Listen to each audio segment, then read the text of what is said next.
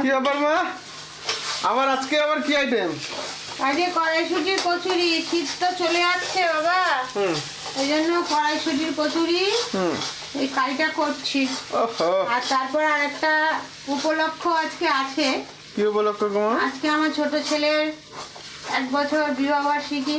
ও, খুব খুশি করেছিল আজকের দিনে? কিছু তো করতে পারলাম না, ওইটুখানি কচুরি আর একটু চিকেন কষা করলাম। আচ্ছা আচ্ছা, চিকেন কষাটা কি তুমি করলে?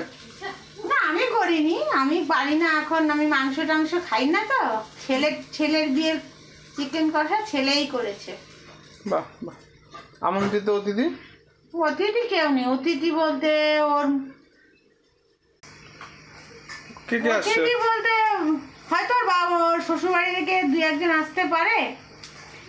আর ওর এক বন্ধু বন্ধু না, ওর ভাই দাদার মতো। আর আমাদের ঘরের 5 জন।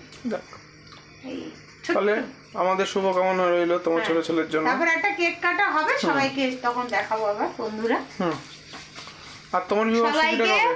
সবাইকে অনুরোধ, সবাইকে বলছি আমার ছোট ছেলের বউকে আশীর্বাদ করবে বন্ধুরা। আর আমার থেকে বয়সে যারা বড় তারাও আমার প্রাণ ভরে ওদেরকে তোমার প্রাণ ভরে ওদেরকে কি করে তুমি ঠিক করো? ওদের প্রাণ ভরে বলেছি। আচ্ছা, ওদেরকে বলছি, আমার যে বয়সে বড় আছেন তাদেরকে বলছি, আপনাদের প্রাণ ভরে ওদের দুজনকে আশীর্বাদ করবেন, যেন ওরা দীর্ঘায়ু হয়, দুইজনে মিলেমিশে সারা জীবন কাটাতে পারে।